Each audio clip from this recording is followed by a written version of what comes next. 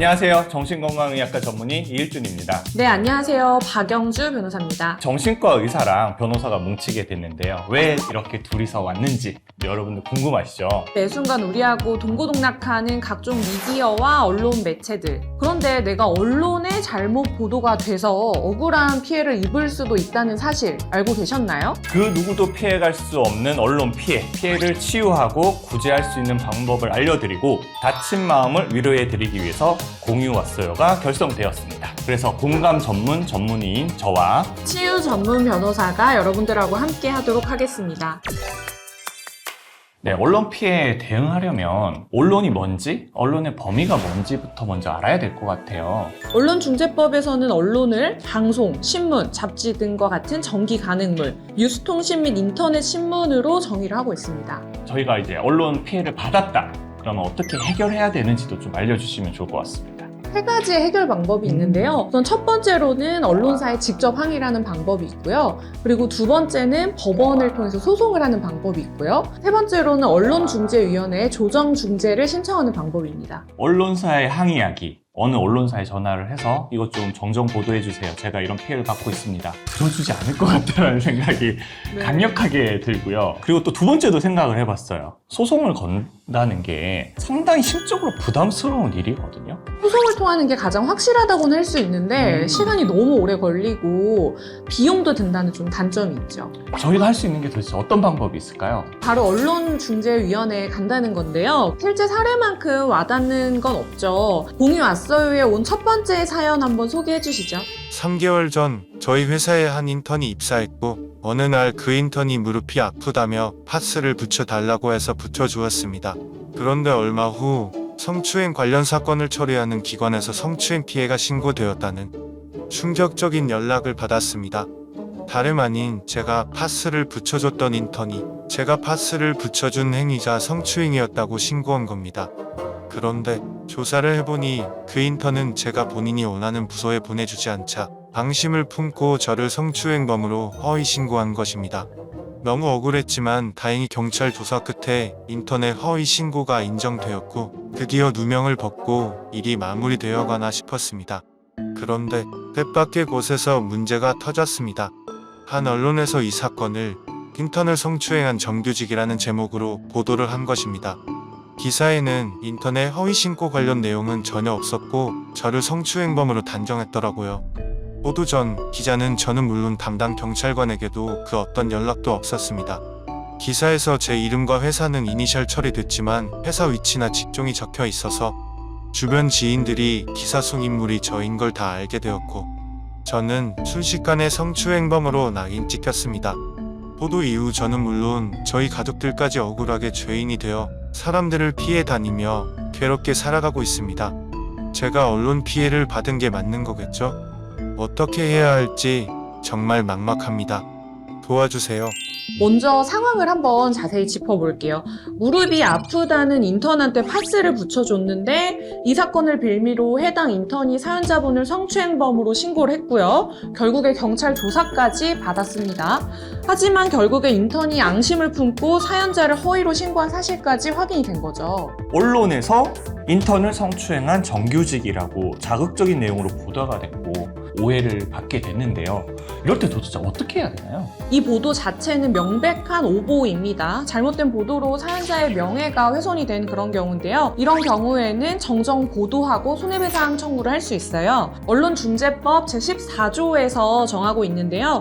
사실적 주장에 관한 언론 보도가 진실하지 아니한 것으로 인해서 피해를 입은 그 피해자는 정정 보도를 청구를 할 수 있는데 이 해당 언론 보도가 있다는 걸 안 날로부터 3개월 이내에 청구를 할 수 있고요. 다만 언론 보도가 있은 지 6개월이 지났다라고 하면 그때는 청구를 하실 수가 없습니다. 그런데 이 경우에 언론사의 고의나 과실이 필요하냐? 그렇진 않거든요. 위법성을 요구하지 않기 때문에 이 보도가 사실하고 다르다라고 하면 바로 청구를 할 수 있는 그런 제도가 있고요. 그리고 피해 정도에 따라서 손해배상까지 청구를 할 수가 있습니다. 오보를 정정해주는 거와 피해를 보상해주는 두 가지가 네. 있는 것 같은데요. 피해자들이 받는 정신적 충격이 다 다를 것 같은데 어떻게 하면 좀 치유가 될 수 있을까요? 사실 무언가를 혼자서 해결하는 건 쉬운 문제는 좀 아닐 거라는 생각이 들고요. 정신과 병원을 간다라는 게 아직은 좀 장벽이 많이 있는 게 사실인 것 같아요. 그래도 만약에 이런 피해를 받고 내가 회사에서 하는 일도 좀 뭔가 기능이 떨어지고 주변 사람들도 너 평소랑 너무 다른 것 같아 라는 이야기를 한다면 그 사건으로 인해서 내가 변했다라는 건 사실이거든요. 그럼 좀 전문가에게 도움을 요청을 해서 그래서 약을 먹을 수도 있고요. 상담을 통해서도 충분히 해소될 수 있는 부분이 있거든요. 그래서 좀 정신과가 좀 더 가까워졌으면 좋겠다 이런 생각이 듭니다. 사안마다 정정 보도가 답인 사건이 있고 손해배상을 해주는 게 답인 사건이 있기 때문에 그때마다 적절한 해결 방법이 뭔지 찾는 게 가장 중요한 문제일 것 같습니다. 네, 오보하니까 떠오르는 사건이 하나 있는데요. 1989년 베를린 장벽이 붕괴된 것도 오보 때문이었잖아요. 동독의 여행 자유화 발표를 듣던 이탈리아 기자가 독일어가 서툴렀던 나머지 베를린 장벽 붕괴라는 기사를 내보낸 것을 계기로 결국에 독일이 통일이 됐던 사건이 있었죠. 역사를 바꾼 거잖아요. 물론 긍정적인 결과를 주기는 했지만 그만큼 언론의 힘이 강력하다는 거에 대한 방증이 될 수 있을 것 같아요. 그 언론의 힘은 정말 양날의 검과 같아서 긍정적인 면에서도 부정적인 면에서도 그 파급력이 대단하기 때문에 신중하게 보도를 해야 되지 않을까 하는 그런 생각이 드네요. 언론 피해를 입었을 때 가장 빠르게 할 행동은 바로 언론중재위원회를 방문을 하시는 건데요. 이거는 소송보다 더 처리 기간이 빠르고 무료로 피해 구제가 가능하다라는 장점이 있고요. 현직 법원, 부장 판사를 비롯해서 언론과 관련해서 전문성과 경험을 가진 전문가분들이 사건을 담당하고 처리를 하고 있어서 전문적인 측면에서 좀 믿을 수 있는 결과가 나오고요. 원중이를 이용하면 전문가들과 함께 신속하고 비용 없이 언론 보도로 인한 피해를 해결할 수가 있습니다. 근데 변호사님이 알려주신 이런 방법은 빠르기도 하고 그리고 비용도 무료라고 하니까 진짜 많은 사람들에게 도움이 될 수 있는 방법인 것 같다는 생각이 드네요. 오보로 인한 경우는 빠르게 바로잡는 게 중요하잖아요. 그렇죠. 그래서 이렇게 빠르고 비용 부담이 없다는 거는 정말 큰 장점이라고 할 수 있습니다. 사실 주변에서 뭐 초상권 침해다, 뭐 잘못된 보도로 내가 피해를 입었다 이런 친구들이 사실 주변에 여러 명 있었는데 이런 제도를 아는 친구들이 많지 않았거든요. 이렇게 빠르고 쉬운 방법이 있었다라는 걸 알게 되어서 뜻깊은 시간이었던 것 같습니다. 자, 오늘 공유했어요 첫 번째 만남이었는데 어떠셨나요? 언론의 잘못된 보도로 고통을 받고 계신 분들 마구마구 사연 보내주시고요. 신속하고 정확한 해결 방법 공유하겠습니다. 당신의 마음까지 돌봐줄 든든한 조력자 공유 왔어요.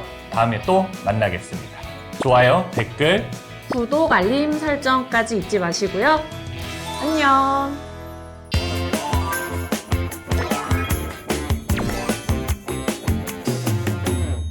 네, 안녕하세요. 공유 왔어요. 공감력 만렙 정신건강의학과 전문의 이일준입니다. 네, 안녕하세요. 공유 왔어요의 치유력 말렙 변호사 박영지입니다. 지난주에 사연을 주신 성추행범으로 몰리신 분 있잖아요. 네네. 누명을 벗었다고 합니다. 아, 정정 보도가 됐군요. 네. 그 사연자가 공유 압수를 통해서 사전에 얻은 조언이 큰 도움이 됐다고 하고 특히 언론조정중재위원회를 알게 된 이후에 실제로 피해 구제 절차를 통해서 이를 원만하게 해결을 했다는 감사하다는 연락이 왔다고 합니다. 이게 꼭 그분만의 일은 아닙니다. 그쵸. 네, 어느 순간 나한테도 닥칠 수 있는 일이니까 꼭 보시고 또 주변에도 좀 알려주시고 그래서 나중에 이런 피해를 당했을 때를 대비할 수 있는 그런 컨텐츠임을 명심해 주시기 바랍니다.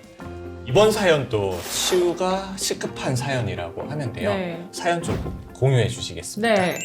안녕하세요. 우연히 유튜브를 통해 공유왔어요를 알게 되어 용기 내어 사연을 보냅니다. 얼마 전 자고 일어났더니 저희 가족과 지인들에게 괜찮냐며 걱정하는 연락이 수도 없이 와 있어서 깜짝 놀랐습니다. 알고 보니 한 행사에 참여했던 날 저도 모르게 사진이 찍혔고 그 사진이 한 인터넷 신문 기사에 사용된 것입니다. 문제는 그 기사 내용에 반대하는 사람들이 저를 그 기사 속 인터뷰를 한 사람으로 착각했는지 입에 담지도 못할 온갖 내용의 악플을 잔뜩 달아놨더라고요. 심지어 몇몇 사이트에서는 제 사진을 사용하고 합성해 장난을 쳤습니다.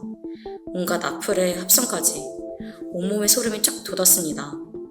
저는 행사 당일에 기자가 제 사진을 찍고 있는지도 몰랐고 그 이후에 저한테 이렇게 사진을 찍었는데 기사에 실어도 괜찮겠냐는 이야기를 전혀 듣지 못했어요. 만약 제 사진이 기사에 쓰이는 걸 알았다면 절대 허락하지 않았을 겁니다. 그날 이후 제 일상은 완전 망가졌습니다. 구체적인 외모 평가와 비하는 기본, 부모님까지 거론하는 악플 내용이 머리에서 떠나질 않네요. 또 길을 지날 때도 혹시 누가 날 찍고 있진 않을까 두리번 대보는 합니다. 제발 그 기사를 삭제하고 싶은데 방법이 없을까요? 제가 상황을 한번 정리를 해보겠습니다. 우선 사연자가 어느 행사에 참여를 했는데 사연자도 모르게 사진이 찍혔고요. 그리고 사연자의 동의나 허락이 없는 상태에서 사진이 무단으로 배포가 되면서 이로 인해서 비난과 악플을 받게 됐고 정신적인 피해를 받고 있는 그런 상황이에요. 그럼 이건 법적으로 어떤 피해를 받았다라고 이야기를 할 수 있을까요? 초상권 침해라고 할 수 있습니다. 초상권이란 거는 자신의 초상이 허가 없이 촬영되거나 공표되지 않을 권리를 말하는데 언론중재법 제5조 1항에서는 언론이 보도 과정에서 초상권을 침해해서는 안 된다고 정하고 있고요. 이런 초상권이 침해된 경우는 불법 행위를 구성하기 때문에 불법 행위를 원인으로 한 손해배상 청구까지도 가능합니다. 초상권 침해를 판단하는 핵심이 뭔지 좀 알려주실 수 있으실까요? 초상권이라고 하면 특정인을 식별할 수 있는 그 표지를 기준으로 해서요. 이 사람의 동의가 있었는지 없었는지가 가장 큰 기준이 됩니다. 동의를 받았느냐, 네. 동의를 받지 않았느냐, 네. 이게 핵심이 될 수 있다고 볼 수 있겠네요. 네, 그리고 뭐 실제로 동의가 있었다 하더라도 조건부 동의였을 수 있잖아요. 조건부 동의 사실 살짝 어려운 감도 있는데 혹시 예시가 있을까요? 실제로 그 피아노 연주하는 장면을 촬영을 하겠다라고 했을 때 우리가 피아노 촬영하는 장면을 촬영하는 거는 오케이지만 내 얼굴이 식별되는 건 원하지 않으니까 얼굴을 좀 이렇게 흐림 처리를 해서 나가는 건 괜찮다라고 했는데 흐림 처리가 전혀 되지 않았다면 사실 이건 동의를 받은 거라고 할 수가 없거든요. 네. 이런 경우는 초상권 침해에 해당하고 실제로 손해배상 책임까지 인정된 판례가 있었습니다. 그러니까 당사자가 동의한 내용만 그렇죠. 낼 수 있다, 네네. 이렇게 보면 되겠네요. 악플이 손가락 살인자라고 불린다고 하더라고요. 그만큼 피해가 엄청난 중대한 범죄라고 생각하는데 그 악플이 사람한테 미치는 정신적인 충격은 어느 정도인가요? 사실 우리가 나라는 사람을 생각을 할 때 구성하는 요소가 두 가지가 있거든요. 내가 스스로 생각하는 나, 또 다른 사람들이 나를 어떻게 생각하지라는 나가 있는데 지난 역사에서 우리가 이렇게 아주 많은 사람들과 함께 했던 시기가 얼마 안 돼요. 우리는 아주 소수의 집단에서 생존했던 게 대부분의 시간이었단 말이에요. 어떤 인지적인 크기에서 몇십 명이 나를 욕한다라는 신호를 보면 이거는 당하는 입장에서는 세상 모든 사람들이 나를 미워하는 맞아요. 느낌이거든요. 원장님 본인이 인터뷰하시거나 기고문 쓰시거나 했을 때 밑에 이렇게 댓글 달리면 다 보시죠? 그렇죠. 거기에 이렇게 악플 같은 거 달린 적 있으세요? 있죠. 남녀의 심리 차이에 대해서 진화적으로 설명을 하는 그러한 글을 제가 한 10몇 개 이제 기고를 해가지고 연재를 했었거든요. 네. 그때 밑에 막 어마어마하게 악플들이 많이 달리더라고요. 근데 저도 악플을 받아본 적이 있거든요. 아, 그래요? 예. 네. 뭐 원장님하고 비슷하게 괜한 트집을 잡아서 이렇게 뭐 생긴 게 어떻다, 뭐 내용이 뭐가 마음에 안 든다 이런 식으로 이렇게 악플을 한두 명이 계속해서 이렇게 다시더라고요. 그분들은 용자인데요? 왜냐하면 정신과 의사는 건드려도 지가 뭐라고 변호사를 건드려 큰일 날 일인데? 이게 정신적인 충격이 너무 커서 진정이 잘 안 되더라고요. 그래서 저는 실제로 형사 고소를 진행을 한 적이 있습니다. 제가 실수한 거 없죠 여기서. 아니. 변호사님한테. 원래 그런 사람이 아닌데 그러니까 저도 너무 정신적인 충격이 크니까 이게 법적인 조치를 해야겠다는 생각이 들더라고요. 오늘 여러분들 하나 배우셨을 것 같습니다. 오늘 이 영상에 악플 다시 마십시오. 딱 걸렸습니다. 오늘은 어떤 방법으로 해결할 수 있는지 좀 설명을 해 주실 수 있으실까요? 언론중재위원회에 조정 신청하는 것을 가장 추천드리는데요. 우선은 말씀하신 것처럼 굉장히 빠르고요. 그리고 굉장히 절차도 간편하고 그리고 무엇보다도 무료로 이런 절차를 이용할 수 있다는 점에서 장점이 있는 것 같고요. 언론중재위원회를 통해서 신청을 하면은 이 불법 행위에 대해서 내가 손해배상을 받고 싶다 생각하면 손해배상도 청구를 하실 수가 있고, 내 사진이 더 이상 열람되지 않도록 해달라 이런 요청까지도 모두 받아들여질 수가 있는 제도이기 때문에 굉장히 손쉽게 이용할 수 있는 제도라고 할 수 있고요. 언론중재위원회의 장점은 딱 이 두 가지인 것 같아요. 빠르다. 네, 그리고 무료다. 그쵸. 네. 근데 이 두 가지면 끝 아닙니까? 정말 큰 장점이죠. 네. 네, 그리고 이 상담자분이 굉장히 정신적인 피해가 컸을 것 같은데 뭐 위로나 치유의 한마디 같은 거 해주실 수 있을까요? 딱 떠오른 사자성어가 있었습니다. 어떤 네. 건가요? 동병상련. 네, 저도 악플에서 상처를 받아봤고, 네, 그래서, 저도 받아봤고. 네, 여기 변호사님도 받아보셨고, 저도 받아봤기 때문에 아는 거고요. 만약에 이 피해 정도가 너무 심해서 내가 일상생활을 하기 어렵다 하면 또 가까운 정신과 병원에 방문을 하셔가지고 도움을 받으시면 좋을 것 같습니다. 언중위에서 신고가 접수가 되면 14일 이내에 해결하는 게 원칙이거든요. 그만큼 빠르게 진행을 할 수 있기 때문에 참고하시면 좋을 것 같습니다. 네, 언론의 시대를 살고 있는 우리가 잊지 말아야 할 원칙들이 있죠. 네, 제일 중요한 건 우리 공유 왔어요를 꼭 보시고 미리 공부를 하셔야 된다는 거.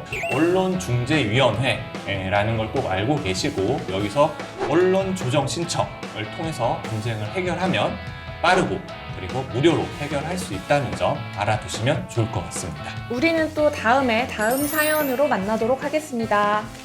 안녕.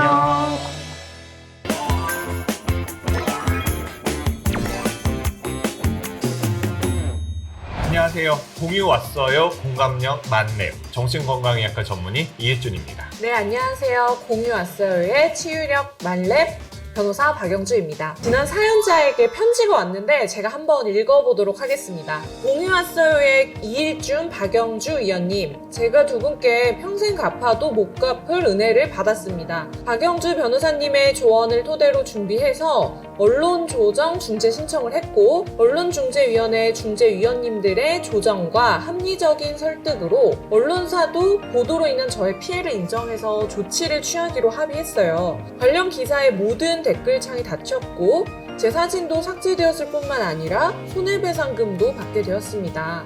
그동안 받은 피해와 고생이 어느 정도 인정된 것 같아 억울함 없이 사건이 잘 해결되었습니다.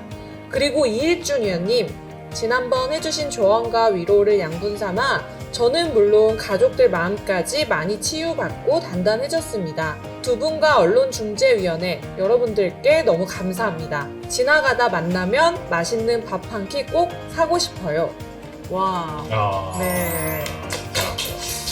되게 뿌듯하고 네, 감동이네요. 네, 그리고 약속하셨으니까 밥은 꼭 사셔야 됩니다. 네, 언론중재위원회에서도 또 이렇게 한번 멋지게 해결을 해줬네요. 저희의 도움이 필요할 많은 분들을 위해서 공유 왔어요가 더 많은 공감과 치유법을 공유하도록 하겠습니다. 오늘 사연도 왠지 보통 내용이 네. 아닌 것 같다는 생각이 듭니다. 한번 사연 읽어보도록 하겠습니다. 저는 현재 망하기 직전인 가게의 사장입니다. 얼마 전 저희 가게에서 손님들끼리 싸움이 붙었고 바로 경찰에 신고했습니다. 인터넷과 뉴스에는 운동부 집단 싸움이라는 타이틀로 언론과 SNS에 간판과 위치, 내부 인테리어 등이 그대로 노출되었습니다. 3년 넘게 공들여 개업한 가게가 보도 이후 고작 6개월 만에 싸움의 성지로 소문이 나며 손님들의 발길이 또 끊기게 되었고 매출도 폭락했습니다.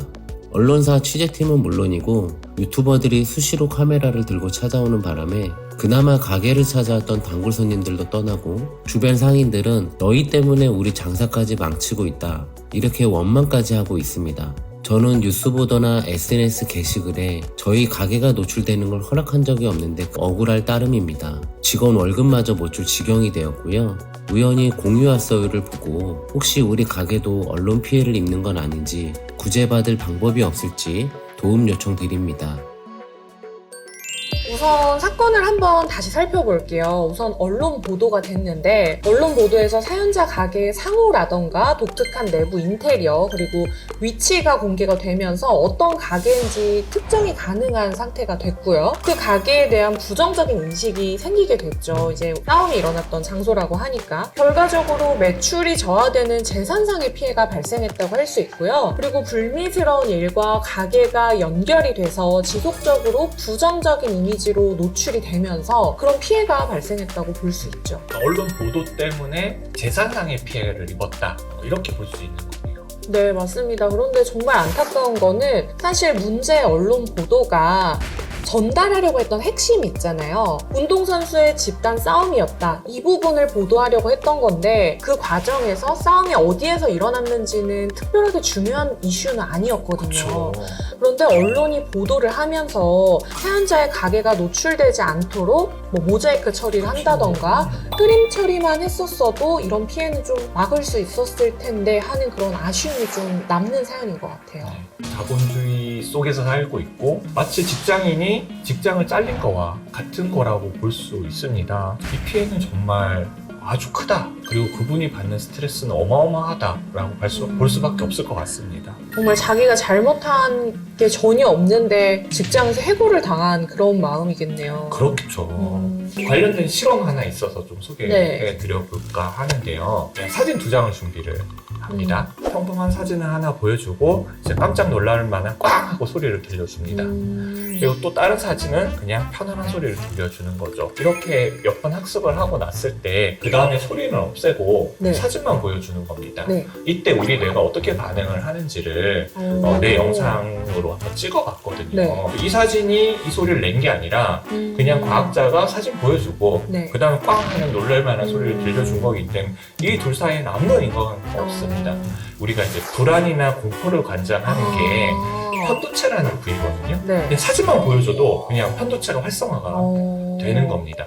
이 사례도 똑같은 거죠. 그쵸. 여기서 싸움이 일어난 건 네. 아무런 이 가게랑 인과성이 없습니다. 근데 사람들은 그냥 이 싸움만 보면 그냥 여기서 싸움이 일어날 것 같은 기분이 드는 거죠. 네. 설명을 들어보니까 충분히 매출에 타격이 왔을 수도 있겠다 싶어요. 사실 이런 피해가 비단 이번만으로 끝날 것 같지는 않아요. 네. 또 제2, 제3의 피해들이 생길 수 있을 것 같은데 네. 법적으로 이건 어떻게 해결해야 하는지 변호사님께서 좀 알려주시면 좋을 것 같습니다. 지금 사안처럼 좀 부정적인 사건에서 보도가 되는데 내 가게가 노출이 됐다. 이러면 재산상의 피해가 발생할 수 있기 때문에 언론중재위원회를 통해서 손해배상 청구를 하실 수 있는 방법이 있습니다. 그리고 손해배상 청구뿐만 아니라 그 사안에 가장 적절한 것들, 내가 원하는 것을 신청서에 기재를 해서 신청을 하실 수가 있기 때문에 이 제도를 통해서 한번 도움 요청을 해보시는 게 많은 도움이 될 것 같습니다. 역시 정답은 언론중재위원회가 네. 되겠네요. 그렇다면 구체적으로 어떻게 신청을 해야 되는지 소개해 주시면 좋을 것 같거든요. 네, 이게 정말 복잡하지가 않더라고요. 일단 언론중재위원회 홈페이지를 방문하시면 되는데 저도 이 홈페이지를 한번 들어가 봤거든요. 여기를 가시면 언론조정 신청 방법이나 제출 서류들이 상당히 자세하게 나와 있고 어렵지가 않습니다. 그런데 만약에 내가 홈페이지를 봐도 잘 모르겠다 하시면 언론중재위원회로 전화를 주시면 전화를 통해서도 구체적으로 상담을 해드리니까요. 이 제도를 통해서 조정 신청 방법과 절차를 인지하시고 신청을 하시면 될 것 같습니다. 나도 모르게 입을 수 있는 언론 보도로 인한 피해, 사전 지식이 있다면 당황하지 않고 잘 해결하실 수 있을 겁니다. 여러분을 위해 존재하는 공유 왔어요입니다. 더 많은 공감과 치유를 가지고 다음 시간에 또 찾아뵙도록 하겠습니다. 좋아요, 댓글 네, 구독, 알림 설정까지 잊지 마시고요. 또 안녕. 있습니다. 언제 위